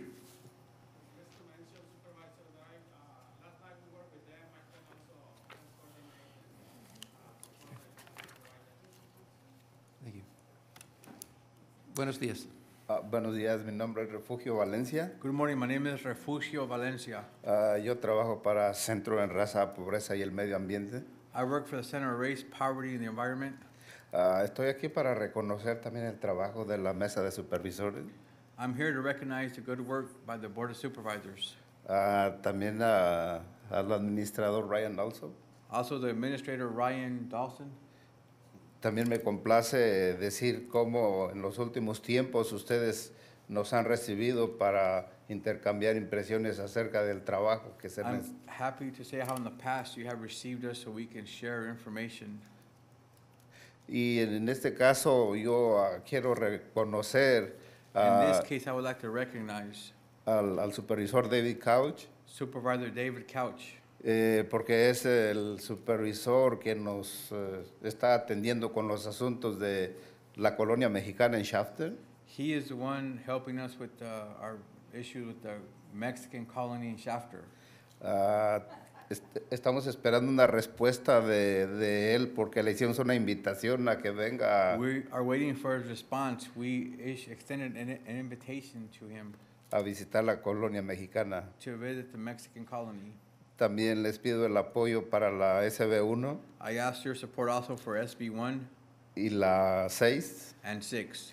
Pues sí, me consta que en muchas áreas de nuestro condado las carreteras están muy destruidas. It seems to me that many areas in our county that the roads are destroyed. Okay, gracias. Okay, thank you. Gracias, señor. ¿Es todo? Sí. Very good, thank you. Any other speakers? Then I'm going to return to the board. Colleagues? Oh, I'm sorry, Supervisor Perez wanted to speak. Oh, I think we have someone here. You want to speak after him, Oh, Supervisor? wait. Okay. Yes, sir. I apologize, Mr. Chairman. Thank you for allowing me just a moment to speak. My name is Dominic Brown. I am the Executive Director of KSERA, which is the county's pension plan. I wanted to take just a minute to speak about the presentation that was done regarding the budget. I think I counted 7 separate references to retirement costs and the fact that they are increasing. So I wanted to take a moment just to address that and to talk a little bit about what KSERA is doing to administer the pension plan for the county and our other 14 plan sponsors. So I think it's important that we ask 2 questions. Number 1, how did we get here? And number 2, what should be done about it? So a lot of these current MOUs that are being administered right now were negotiated 10 years ago. And as referenced many times, there hasn't been any increases since then. 10 years ago, the county's pension plan had approximately $2 billion in it. Today, we have $4 billion in the pension plan. The problem is right now our liabilities stand in excess of $6 billion. So the liability is increasing. The CPA have done audits of lots and lots of organizations, and I've rarely seen any organization that has so little control over its liabilities. Our responsibility is to administer the plan. The plan is not defined by KSERA itself. The plan is defined by our plan sponsors. So because that is our role, that is what we have to do. So what KSERA has done and what KSERA will continue to do is work very closely with our plan sponsors, with the management of our plan sponsors, as well as the labor groups. There are 2 large influencers of pension costs that have played out over the last 10 years. One is the rates. A lot of these deals were negotiated at a time when everybody assumed that the plan would make 8% over 30 years. 30 years is the standard horizon. As we all know, that has not been the case. Markets have not performed in that capacity. So therefore, it is KSERA and its board's responsibility to bring those assumptions in line with market realities. We currently stand at 7.25%. We can be hopeful that returns will be strong in the future and those returns will go up, perhaps be 7.5%, perhaps 8%. But the reality is that might not be true. The market might perform at a rate that is lower than that. And if that is true, the KSERA board will be forced to respond to those market realities and bring those long-term assumptions down in line with realities. Another strong factor has been longevity. Mr. Fox is right. People are living longer. That is also an actuarial reality that influences the liability. So KSERA exercises very little discretion when it comes to these things. It's more of a calculator function. We do the math and then we send out the bill. KSERA's revenue is controlled by 2 things. One is plan sponsor contributions, which has been much discussed here. The other is investment returns. So KSERA has been in the process of building up its investment function, and I thank the board for your support of our creation of positions that will support us in that capacity, because the more we can go out into the market and compete with Wall Street and bring back more returns here, that increases our investment revenue, which will decrease our plan sponsor contributions. That is very much our goal and what we want to do to serve our members and to take into consideration the financial impacts of our plan sponsors. So we are going to continue to work with the labor groups as well as with the CAO and all of our plan sponsors as these deals are negotiated. We together probably need to take a careful look at what the long-term impacts of these things are, what is going on with longevity, what happens if market assumptions continue to decline, so that what is happening today, what is playing out now, will receive strong consideration in the future. Thank you. May I ask a We have a question? couple questions for you. Supervisor Gleason and then Supervisor Scribner. Thank you, Ms. Brown, thanks. A couple things you said that piqued my interest. You said your assets are $4 billion and your liabilities are $6 billion. Yes. You said that our rate of return was originally designed, built 10 years ago, 8%, and we've reduced it down to 7.75, 7.5, and now it's 7.25. Yes. Is there science behind those incremental reductions, and is there an end zone that you're trying to get to in terms of reducing RORs? Yes, there's absolutely science that drives that. One of the strongest indicators of late has just been inflation in the market at large. So built in within that return assumption is an inflation component. If inflation is down, that may have very good impacts in the market in some ways, but in some ways that does negatively impact the plan, because that inflation rate, when it erodes by 0.25% or 0.5%, that directly impacts our ability to go out into the market and to bring that 7.75, 7.5% return back to the plan, which then benefits our plan sponsors. My question was, it was at 8, it's now 7.25, and is the board of KSERA trying to get that ROR to a certain point? Are you still trying to drive it down to, like, in 5 years it's going to be at 6.5 or 5.25? What is the 30-year, long-term vision of KSERA board, and how does that relate to our current ROR? I cannot speak for the board, but in general, the pension plan is not seeking a particular percentage. The percentage will float based on market assumptions. So our investment consultants, in fact, all the investment consultants are estimating that returns over the next 10 years are going to be in the ballpark of 5.5%. So if the next 10 years are projected to be 5.5%, but the 30-year rate is 7.25%, then that will continue to play out over time. Our actuaries advise us on that, advise the board on that, and the experience study is done once every 3 years, and that is where all of the market factors and demographic factors are revisited, and then a recommendation is made by our actuary. And if the board does not do what the actuary says, then they are outside of the standards of practice, which has very, very negative impacts to the plan and for our financial impacts and to our plan sponsors as well.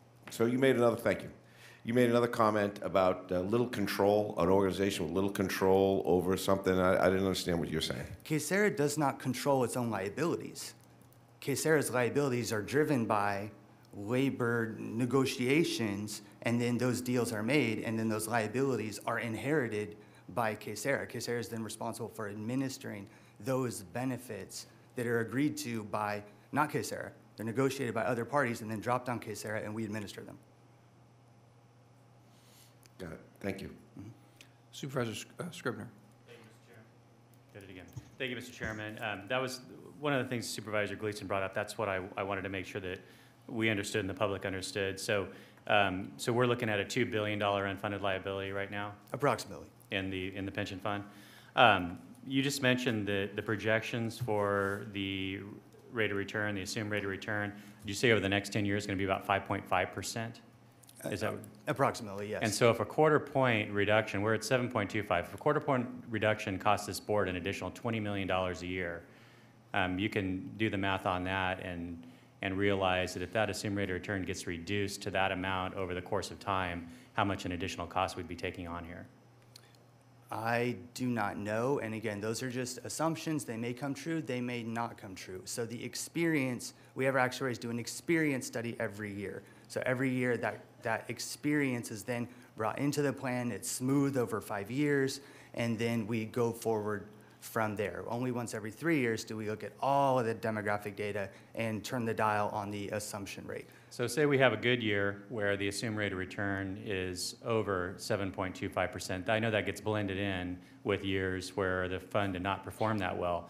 But the thing that continues to stick in my craw, and I assume members of this board, is the fact that about 40% of a good year's returns goes into SRBR, the Supplemental Retirement Benefit Fund. Is that correct? On a 5-year smooth basis, no money has gone into the SRBR fund based on excess returns in many, many years. Okay. But on a bad year, we realize all of the loss. On a good year, a portion of that would go into SRBR with the blending and with the blending as well.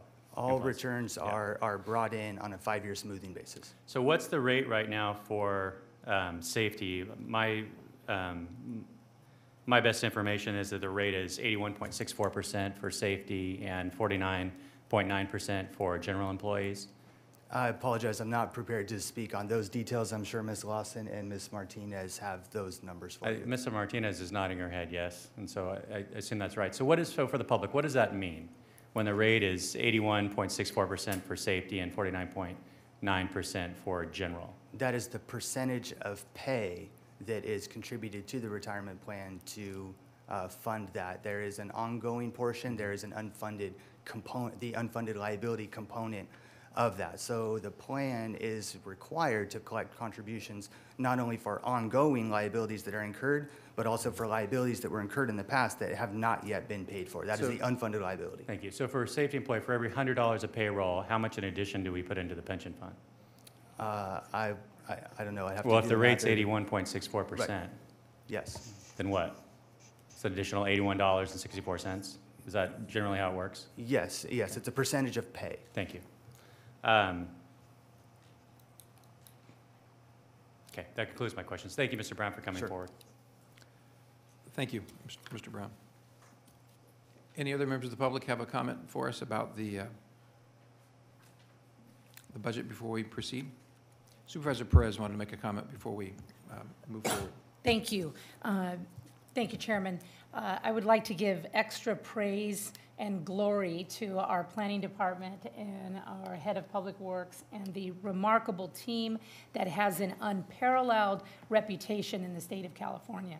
I often joke that Governor Brown will say, "Get me Lorelei on the phone," and it is a first name only. I heard one of our Spanish-speaking constituents refer to you as Lorelei also. You have your own famed position because of the reputation that Kern County has of being genuinely pro-business. And that is not spin, that is the truth here. We delight in and aggressively seek after opportunities at job creation. And this planning department, Craig Pope of the Public Services Division, two fine and really incomparable public servants that focus on the infrastructure, the ability of Kern County to compete, to drive new business into this community. And what you have seen with Amazon is absolutely the result of the kind of public servants that are in the background, creating and managing and actually executing the most efficient permitting process, siting process, regulatory process, in, of course, the most complicated, difficult, expensive state to do it. So it is really so exciting because, as many people know, as Amazon goes, so goes many, many more opportunities. There is synergy, there is excitement, and the truth is that we have a remarkable stock in our workforce.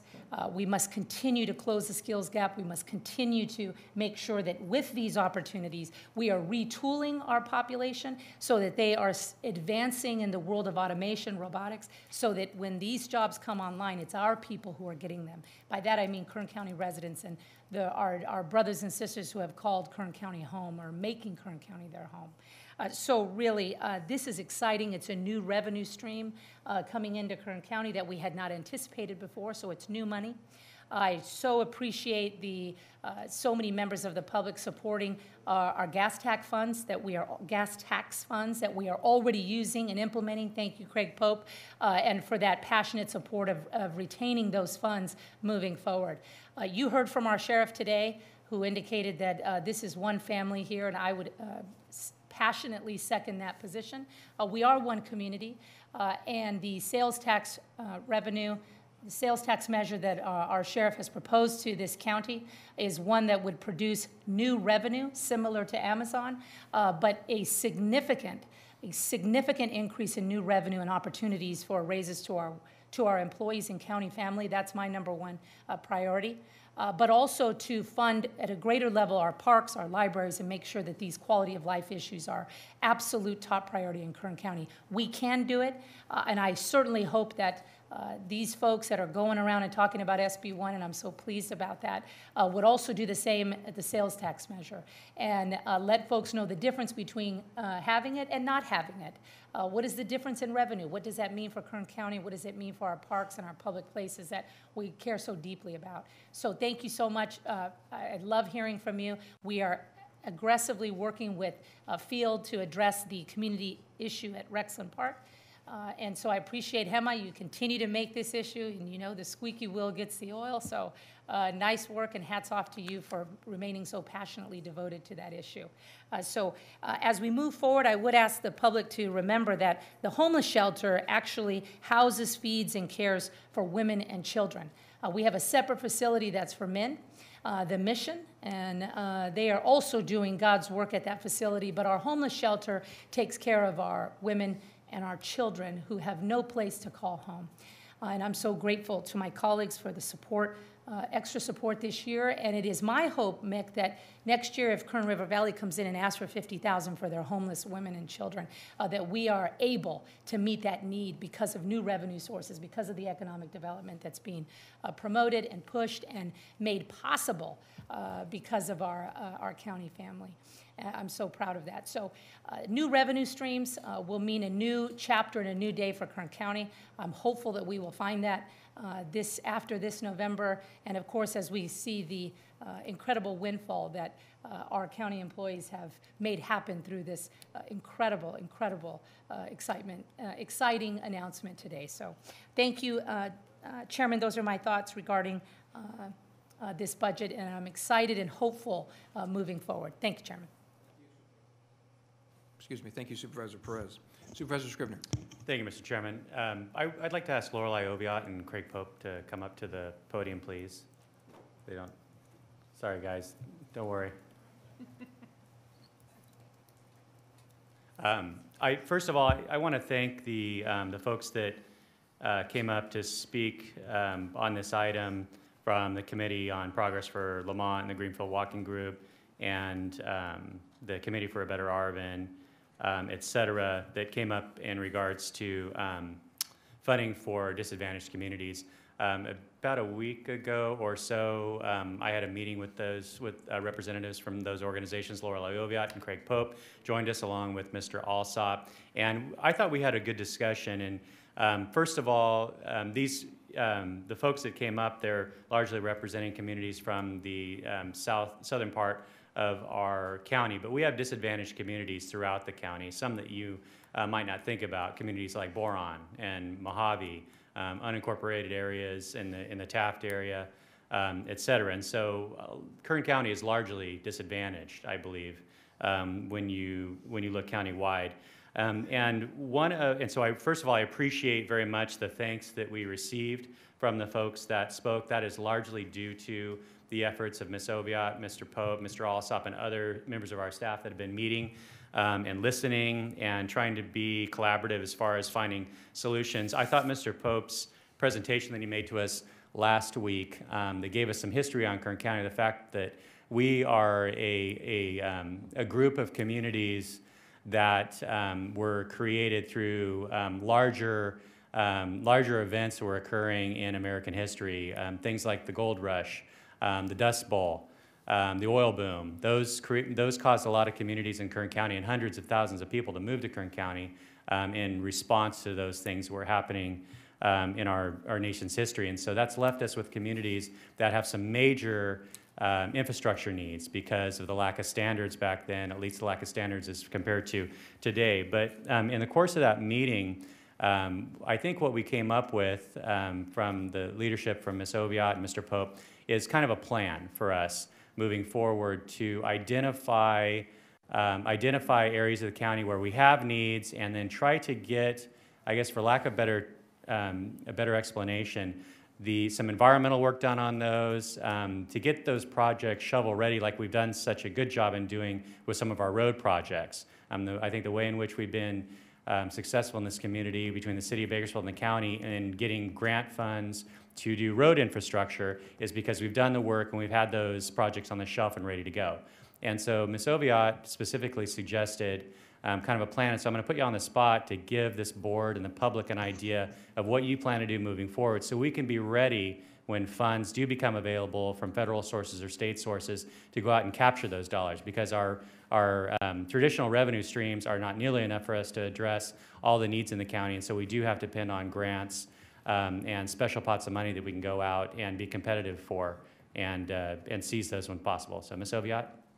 Thank you. Lorelei Oviatt, Director of Planning and Natural Resources. Thank you, Supervisor Scrivener. So it's actually a two-step process. The first step, we're releasing a request for proposal for the general plan update. Tulare County actually did what's called an SB 228 Disadvantaged Community Report. So this would be everything from Inyo Kern, Kern River Valley, Boron, Lost Hills, and they actually dug into the picture of the existing conditions.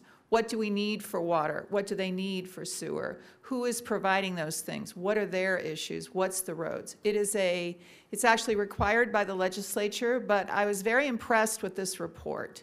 It's a little tough because we don't have enough money to fix everything. But if we don't know what the problem is, how can we prioritize? You hear every day, every Tuesday, people come forward and they bring a piece of the picture.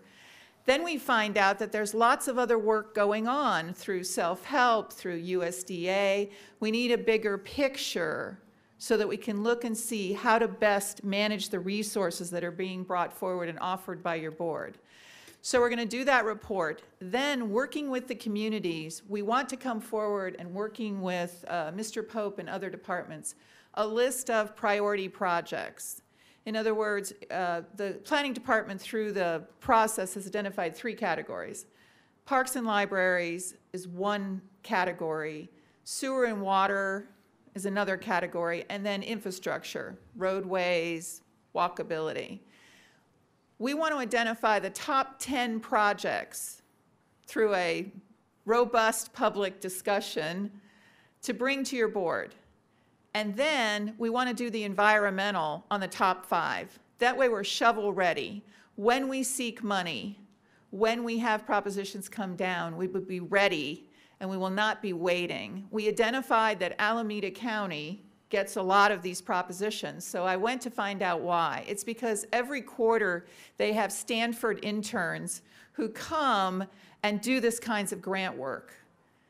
And while we don't have Stanford, we have hardworking county employees who are ready and willing. We just have to get ahead of the curve. We can't be asking for the money and then doing the environmental and doing the design work and trying to figure out a project.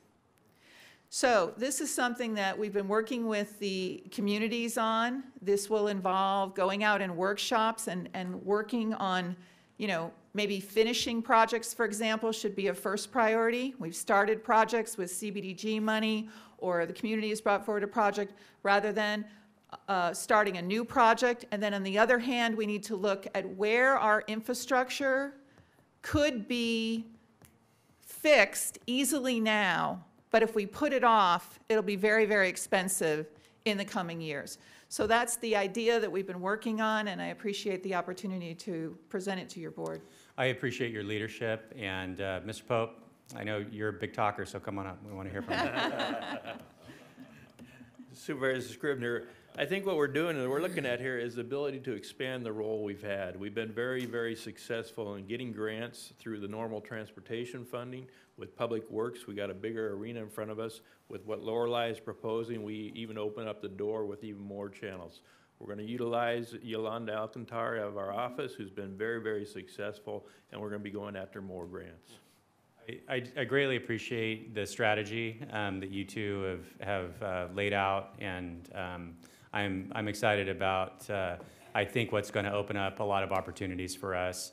And with the, with the support and cooperation of groups that are in our communities throughout Kern County, I think we can be successful. We had some very, very notable success in going after ATP money, the transportation dollars to do $1 million sidewalk project, for instance, in Mojave. Had great success in going after a grant for Lamont, and I think Supervisor Perez, you could remind us of what that project was. But I know that we scored very, very high on that effort statewide. I want to say that Mojave project was #1 or close to it, maybe in top 3 in the state. And that was because of the input and support that we received from folks in the community that wrote letters, that participated in workshops, et cetera. That helps us to score very high. And so we need to continue to engage the public so we can have continued success.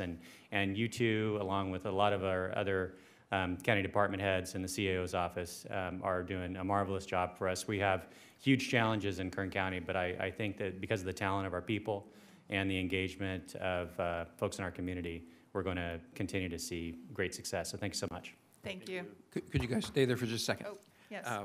I just want to commend you again for your help, both of you, Chief Marshal, the folks from the CAO's office. It's great to see us be able to respond and perform and eliminate the hurdles that are replete throughout California. Here in Kern County, we eliminate those hurdles, and I just want to give you all one more pat on the back for that. Mr. Pope, one of the questions that has been raised to me, as you might imagine, there's a lot of chatter, and the press was all over us yesterday about this, but one of the questions raised to me was, does our plan provide for improving the infrastructure, for example, from the fulfillment center on Merle Haggard out to I-5, the straight path out to I-5, that road is in need of some improvement with increased traffic flow and whatnot. So what can you tell us about what our strategy is to make sure that our infrastructure is keeping pace with this expansion of our economy? Mr. Chairman, the project has responsibility for improving right around its perimeter. But we are opening discussions with the City of Shafter, City of Bakersfield, Kern COG, about making sure we go all the way out. Shafter has a vision. We want to see if that's the vision that we all want to share in, or whether we need to come up with something else. But we recognize that need, and we are going to be working towards that goal also. So we are looking at the big picture. We are looking at the future. We're always doing traffic modeling, and we take things like this into consideration when we do the modeling. Very good. Thank you very much. Chairman Maggard, if I may, one of the unsung heroes in all of this are the developers.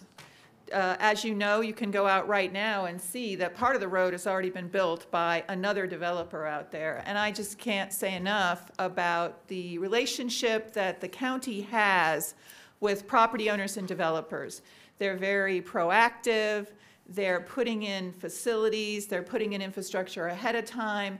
And most of all, they're coming to us to share their ideas about what can happen. And I think Mr. Pope would agree that part of many of the solutions that we've come up with has been because developers, this is their money, but they've come forward and said, if we do this, what would it look like? How could it work? What could we do in this area?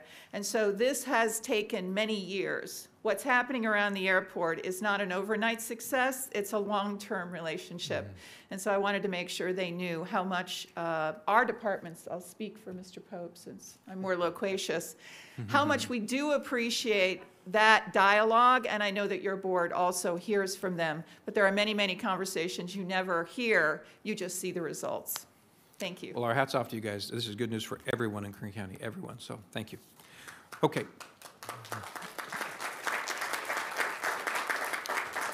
Come back to the board now, and our final action to close and adopt this budget adoption process is for us to make